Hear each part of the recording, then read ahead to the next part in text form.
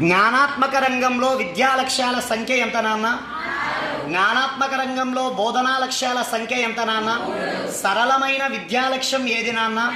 సరళమైన బోధనా లక్ష్యం ఏది నాన్న? జ్ఞానాత్మక రంగంలో సంక్లిష్టమైన విద్యా లక్ష్యం ఏది నాన్న? జ్ఞానాత్మక రంగంలో సంక్లిష్టమైన బోధనా లక్ష్యం ఏది నాన్న? జ్ఞానానికి పైన ఉండే విద్యా లక్ష్యం ఏది నాన్న? అవగాహనకు పైన ఉండేది ఏది నాన్న? వినియోగానికి పైన ఉండేది ఏది నాన్న? విశ్లేషణకు పైన ఉండేది ఏది నాన్న? సంశ్లేషణకు పైన ఉండేది ఏది నాన్న? జ్ఞానానికి పైన ఉండి వినియోగానికి క్రిందన ఉండేది ఏది నాన్న? అవగాహనకు పైన ఉండి అవగాహనకు పైన ఉండి విశ్లేషణకు కింద ఉండేది ఏది నాన్న?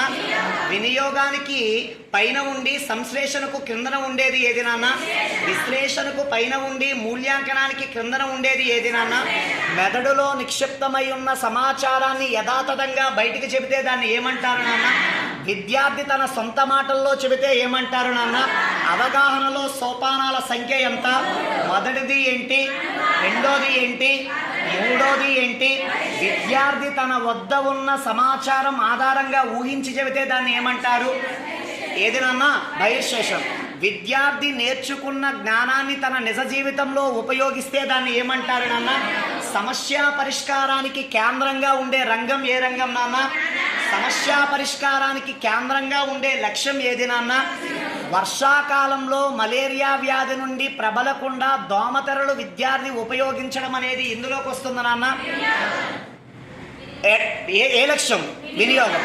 నాన్న, అత్యంత వేడి మరియు చల్లని పదార్థాలు తినడం వల్ల పంటిపై ఎనామిల్ పొర పాడవుతుంది అని నేర్చుకున్న విద్యార్థి చల్లని మరియు తీపి పదార్థాలు తినడం మానేయడం ఏ లక్ష్యం నాన్న?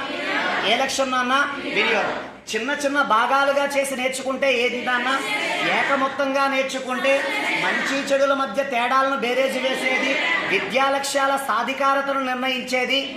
ఆధిపత్య శ్రేణిలో సంక్లిష్టమైన విద్యా లక్ష్యం ఏది నాన్న? మూల్యాంకనం. సో